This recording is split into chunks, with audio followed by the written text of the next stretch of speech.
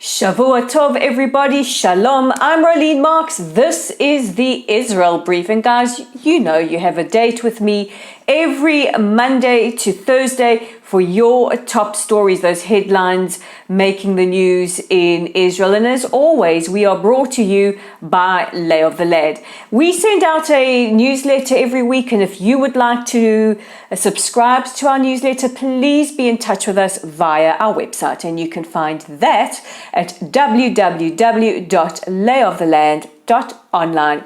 But today is day 136 of Israel's war with Hamas. So let's take a look at those top stories making headlines. And we begin with news that Israel's Foreign Minister Israel Katz has declared the Brazilian President Lula persona non grata in Israel. This follows very, very inflammatory comments by the president of Brazil yesterday, where he compared Israel's actions in Gaza to the Holocaust. The foreign minister summoned the Brazilian ambassador for a reprimand today at Yad Vashem. This is Israel's Holocaust Memorial and Museum. And Israel's top leaders have condemned President Lula's comments, including President Herzog, who called it an immoral distortion of history and called on world leaders to condemn Lula's comments. Prime Minister Bibi Netanyahu, who said that Lula had disgraced the memory of the 6 million Jews murdered in the Holocaust and demonized Israel like any virulent anti-Semite. Foreign Minister Israel Katz, of course, condemned the comments, as did Chairman of Yad Vashem, Danny Dayan, and the Defense Minister Yoav Gallant, who said that Brazil has always been a good friend, has always stood with Israel. Excuse me, very cold here today in Israel. And this really is a huge distortion of history, not to mention a gross insult to the memory of those murdered during the Holocaust.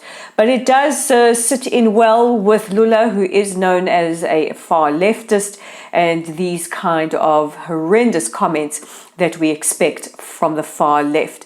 We call it the horseshoe, when you see the far left and the far right meeting in the middle with their Jew hatred or Israelophobia. That we call the horseshoe effect. IDF special forces along with ISA forces have been operating in the Al Nasser hospital in Khan Yunis in the Gaza Strip. What is very, very interesting is what they have uncovered in the last few days, and they shared this with the global media. They shared footage of Israeli cars believed to belong to the residents of Kibbutz Nir Oz, who were murdered or taken on the 7th of October, as well as medications with the names of hostages who were needing these medications. These medications just tossed aside inside the hospital. Last week, I brought you the story that France was demanding answers from Hamas. Where are the medications that France, along with Qatar, had arranged for the hostages who desperately need those life-saving medicines and are being held prisoner or captive by Hamas? Where are those medication? And it turns out they had been disregarded by Hamas. The IDF also confirmed that they had arrested suspects who had been posing as hospital or medical personnel, and had also arrested and taken out many terrorists who were operating near the hospital, as well as launching rockets, which were launched at Israeli civilians in Ashkelon yesterday.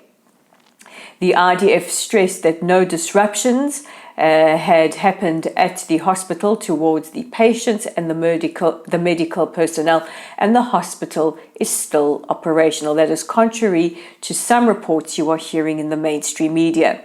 I think there is a propensity for the mainstream media, as always, to jump to conclusions when it comes to Israel, and that just because the IDF are operating in a hospital doesn't necessarily mean that hospital, rather, I don't know why I can't say the word hospital today, today must be the weather.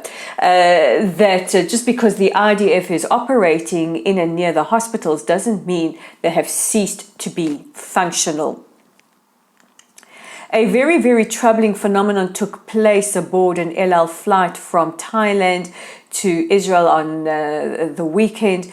Hostile elements tried to disrupt the communication systems. However, the plane was able to land safely at its destination.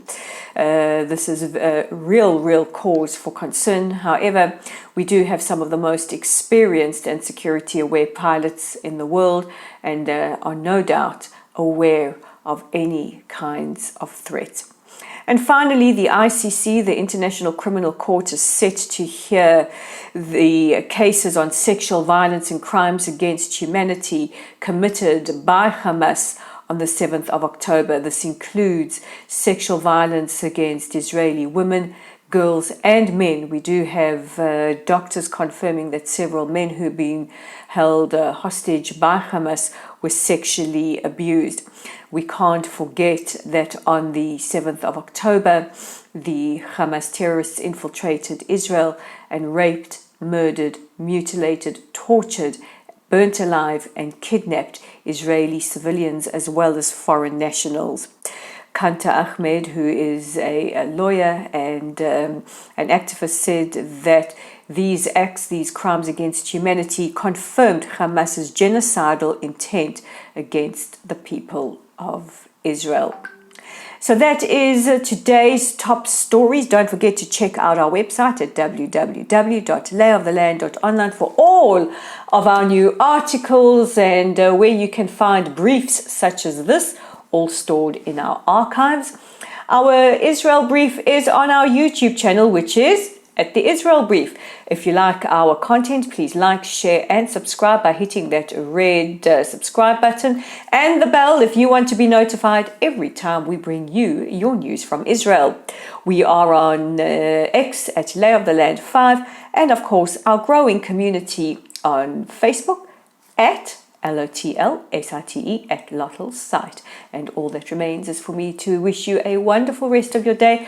Guys, stay safe, take care of yourselves and each other, and I will see you again for the Tuesday edition of the Israel Brief. Bye for now.